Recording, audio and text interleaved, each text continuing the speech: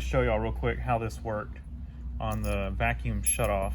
So if you're testing one of these just to see if it works, what it should do is with the key in the off position, it should hold vacuum. And so what this thing does is, well, it should hold, it should not hold vacuum in the on position. Now, one side of it will. So if we look, this side of it, if we put it, okay, so let's just simulate your vehicle, the ignition switch is off. It's holding vacuum. That means that it would be sending vacuum to the cutoff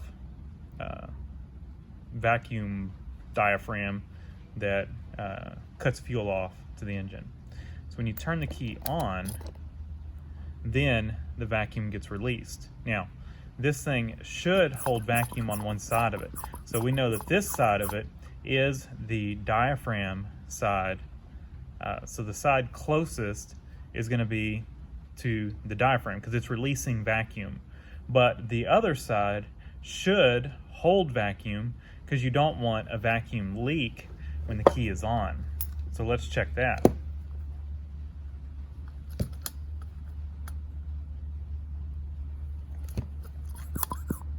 And look at that.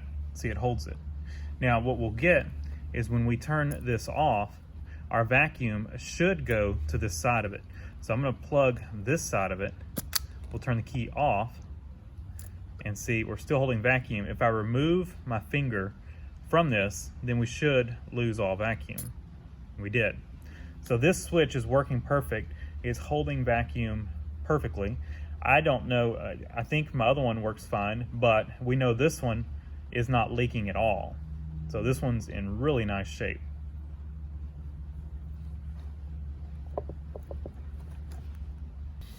All right, so went ahead and took the ignition switch apart. There's 3 screws down in here that hold it together. If you're looking at it from the other side, you'll see this, and that's the 3 screws that go through there. And once you get those screws out, you can pull this assembly out, and it'll have the ignition switch part of it in here. And then you get a little screwdriver, and the switch itself has these little tabs, 3 of them, and you get in there and you just push them up with a little screwdriver, all 3, and then you can grab hold of that switch and pull it out. And what you've got on the inside, and be very careful with it, it's got these 2 balls on the end of it, and you don't want to lose those. It's got a little bit of grease that holds those in. You can see it's got a bunch of contacts all around it, and depending on where you rotate this, you know, it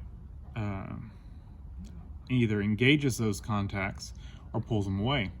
So what I did is I turned it to a spot and sprayed some contact cleaner on each one as they were open.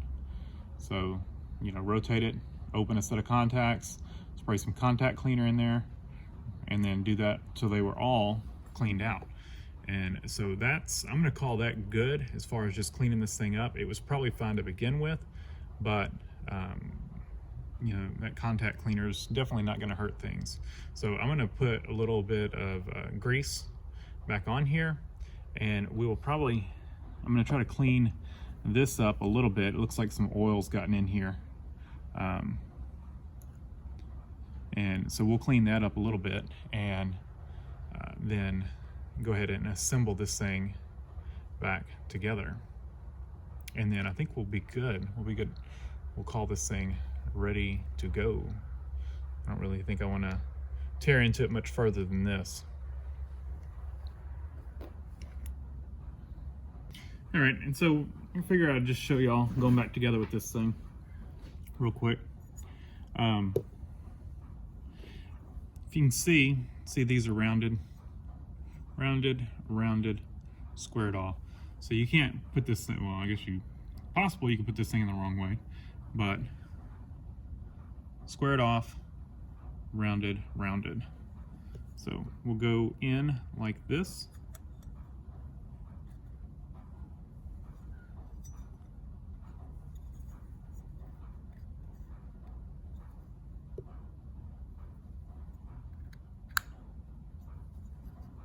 And make sure it all snaps into place.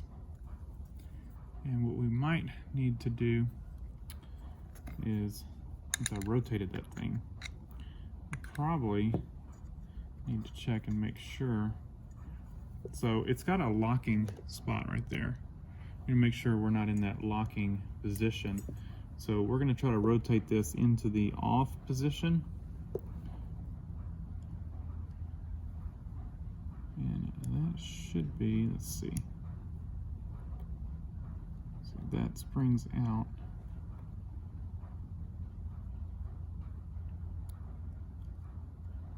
I think that's going to be off. Maybe. It's off or it's, I don't really know. That's A position. We'll call it A position. I guess I should have rotated this thing into the off position before I started. It was an accessory, I think. So that, actually I don't think is going to go because it is right there. So if we rotate it just that way, just a little bit. So I'm looking at this. What this does is it catches, I think what it does, is it catches right there, and then it springs this part out so that you can't, you know, these things have this thing where you, once you try to start it, you can't start it again. It will not let you go to the start position after you've already been in the start position until you go back to off. And I think that's what that does. So it's snapped in. Wise thing to do is probably put it in the off position before you start, before you disassemble it. Like I said, I disassembled it and turned it so I could get to all the contact spots. But if you put it in the off position before you start, and then kind of go through and check your position, you know, check to see what position it's in before you start turning it.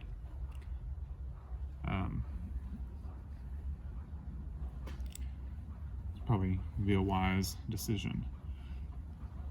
So if we look, we need to now line this up. You see it's got a notch right here, and there's a notch right there. So those notches line up.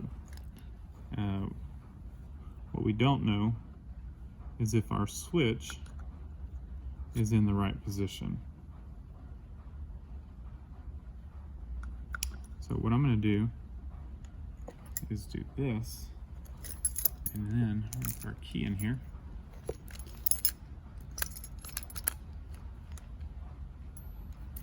And at some point, that should line up there. So we're lined up.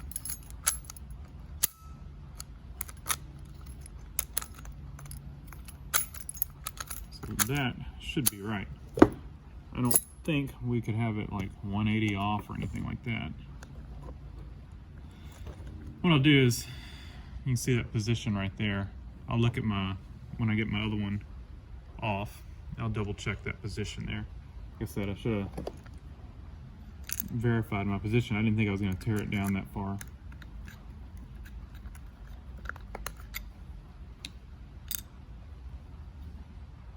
You know, the contacts and all that, I was just going to look at them, and I was like, well, I'll spray them. And then once I was spraying them, some of them were closed, so I had to turn it to open them up, get the spray in. So don't do like me, do like I say, check your position before you start. I guess I could look back at the video, because I can probably look at the video and see what position it was in. Come on, this screwdriver is magnetic. is not wanting to play well.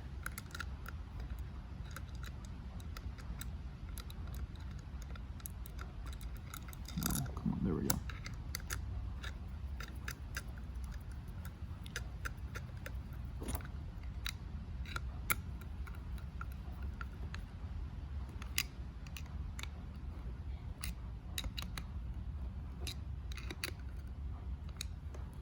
All right, that should be good. And back together, you know, put it in accessory position, have that thing pushed in, the pin, and slide it in and pull your pin out and it locks it in right there. Y'all can't see anything. Have your pin in there with this in accessory position, slide it in, pull your pin out, and then this thing locks or pulls out and locks it right there. And what we can do is make sure we've got good operation here. Go the wrong way.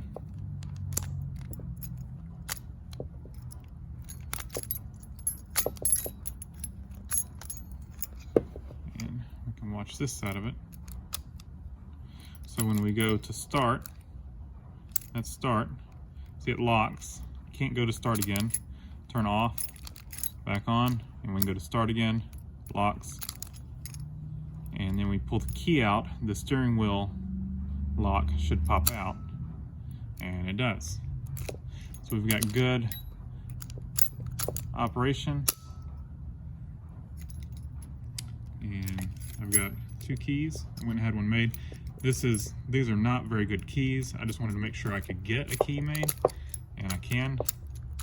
But these, if you look, compared to the old one, the thickness of this part of it is much thinner. These will wear out the tumblers. I don't know if you can tell on video, but I've already ordered a good quality key on eBay. It's on its way, and I'll take this to the locksmith with this. I'll use this one, the original one, until I get the other key made.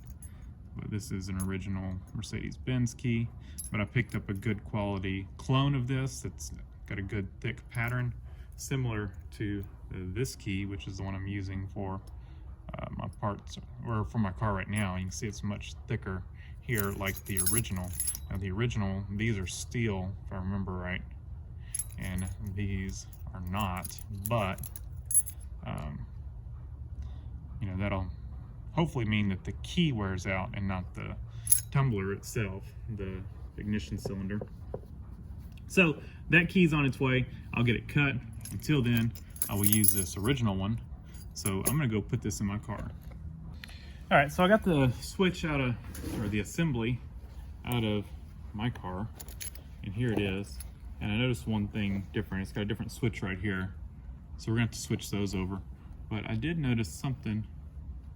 So this one says Newman on it. Then on this side, it says Mercedes-Benz. This one says Newman. It does not say Mercedes-Benz on that side. So either they just didn't mark it on this one, same brand, or somebody bought an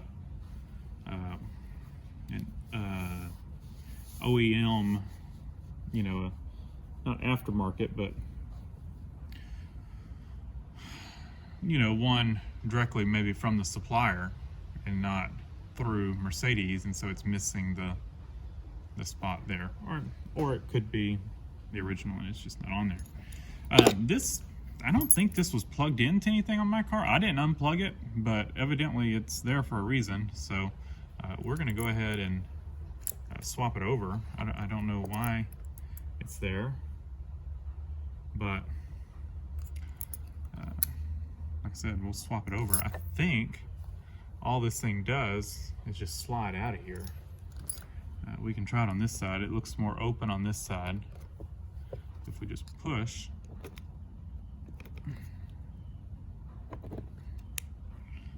maybe in a certain position. Trying to look at maybe at the ignition in a certain position. I don't know if that's, might be part of the key buzzer. let you know that you've left your key in the ignition. If so, maybe with the key in, it's more prone to, or easier to push it out.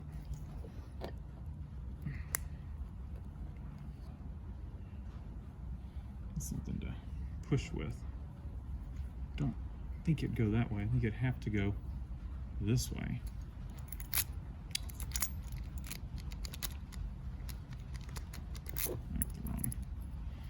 Wrong key in.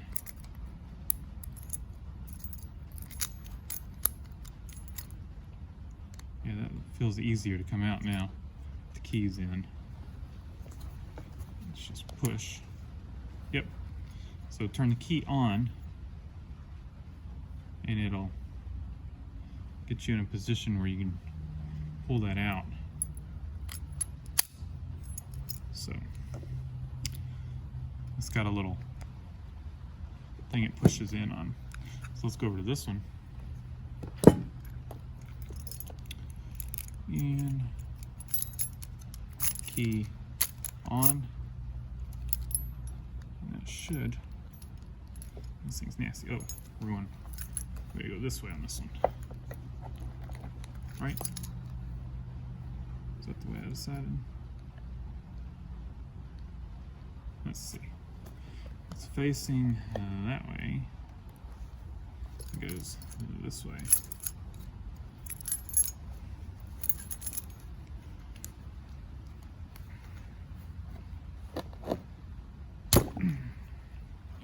Give it a push. Comes out. So make sure key's on. Like I said, if you watch this, so you watch right in there, and you turn the key off, see, it goes away. And so your switch would be depressed and it's not going to come out. It's going to lock itself in. But when you turn it on, this is that sticky switch. See? Now it's pushing in on that switch and it'll come out.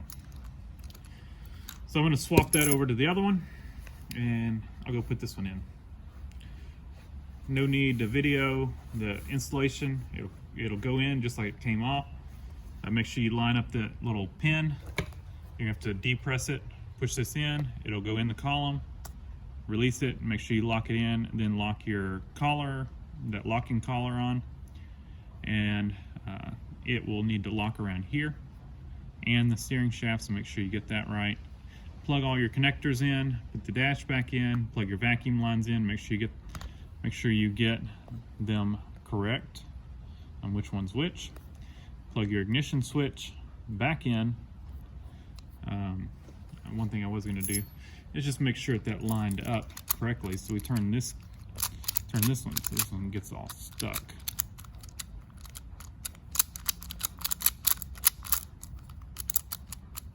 Let's see.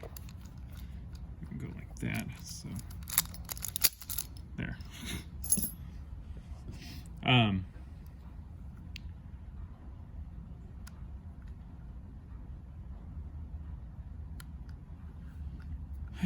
Where's that pointing? So that both of them are off, and they are pointing in the same direction. So we've got it assembled correctly. So I'm gonna go install this.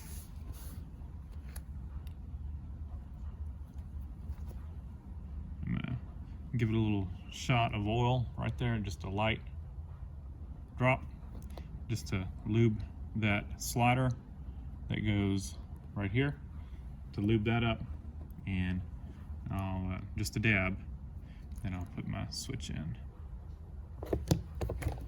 Switch, making sure it looks in good shape. It's a little worn, but it looks okay. I think it'll be fine. And that other ignition switch was getting caught up without the switch, so we know that that was not our problem. And this one, like I said, is different, but mine didn't have anything plugged in here.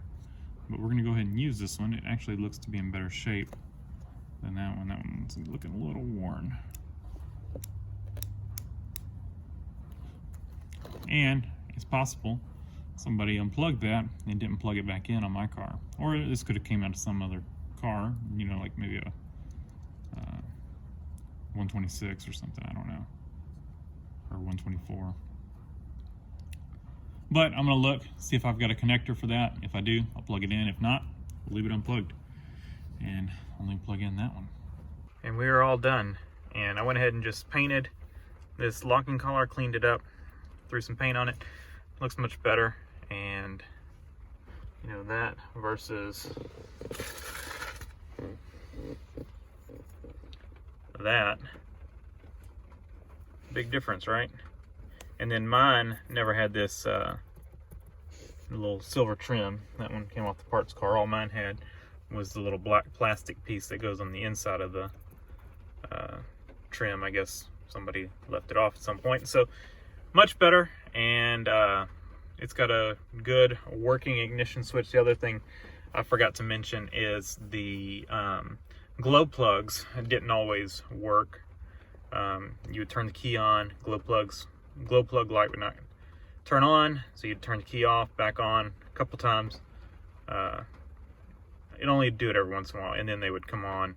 And I know it's not an issue with the glow plugs, it was an issue with the switch itself. Maybe just a kind of a burnt contact on the ignition switch itself.